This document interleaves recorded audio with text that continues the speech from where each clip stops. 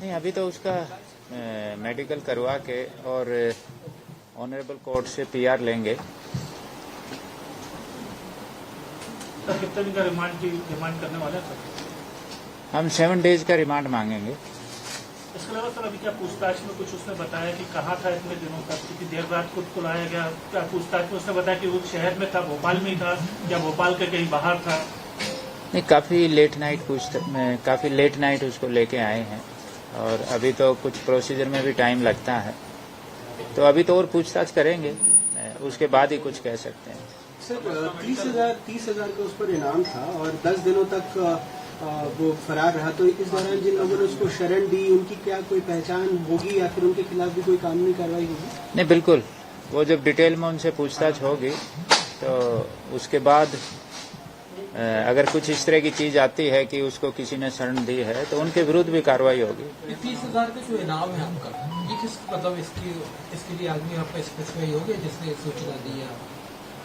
नहीं, ये तो क्या है, वहाँ जबलपुर में कोर्ट में पहुंचा था सरेंडर करने, कोर्ट ने सरेंडर करने से मना कर दिया।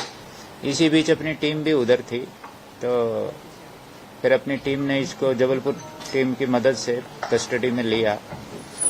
तो अभी तो वो देखा जाएगा कि बेसिकली ये कोर्ट में सरेंडर करने आया था, तो अभी किसी और व्यक्ति का तो ऐसा रोल नहीं है। आपको अंदेशा था कि कोर्ट में सरेंडर करने पहुंचेगा और आपकी प्लानिंग थी इसको इस तरह से अरेस्ट करने? नहीं, देखो, हम तो लगे हुए थे कि हमें तो कहीं भी मिल जाए, तो हमें तो आइडिया नहीं था कि ये कोर्ट में जाएगा। हाँ, ये जरूर है कि अगर एंटीसिपेटरी बेल कैंसिल होती है तो मे भी एक ऑप्शन रहता है, लेकिन हम सभी पहलुओं पे काम कर रहे थे। सिर्फ 6 टीमें लगी थी, पूछताछ जो भी अभी तक हो पाई है, रात देर आए हैं तो समझ सकते हैं कि ज्यादा वक्त नहीं मिला होगा, लेकिन इसमें कुछ इसने बताया कि कहाँ था, कैसे चकमा देता रहा? नहीं, अभी उतना नहीं। देखो, इस तरह की पूछताछ में टाइम लगता है, हम इसे पूछेंगे और ये सारी बात जो है ना थोड़े कुछ ही टाइम में सब सही बता देगा। सारी चीजें वेरीफाई करनी पड़ती हैं। रात को 3 बजे तो काफी लेट नाइट तो आया है, फिर प्रोसीजर होता है, मेडिकल करवाना पड़ता है, कई तरह की चीजें होती हैं। सर, एम्स दिल्ली का कहना है कि अभी तक उनके पास कोई पत्र नहीं पहुंचा है जिस वजह से वहां से टीम यहाँ रवाना नहीं की गई है PM2 के लिए। नहीं, ये ऑनरेबल कोर्ट ने GAD को लिखा है, तो हम GAD और से भी कोऑर्डिनेट करके हमारी कोशिश है कि जल्दी से जल्दी टीम आ जाए।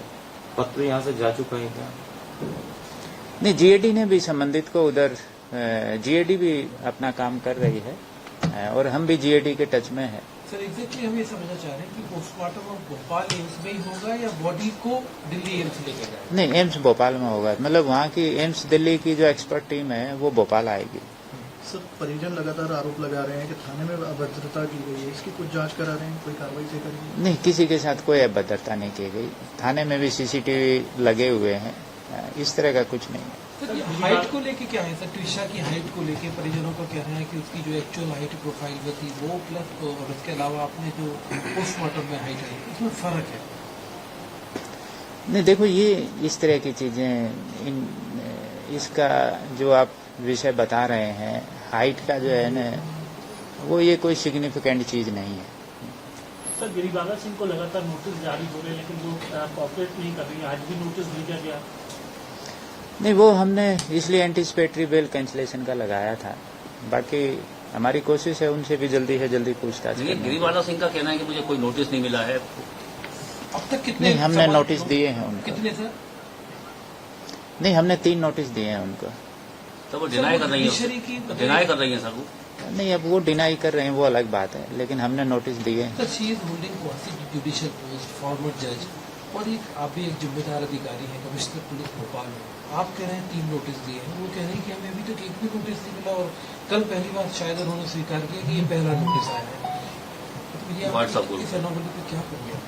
नहीं, एनोमली नहीं है, हमने 3 नोटिस दिए हैं। वो एक्यूज्ड है एक इनियस ऑफेंस में, हमने 3 नोटिस दिए हैं और हमारी कोशिश है जल्दी से जल्दी पूछताछ करने की।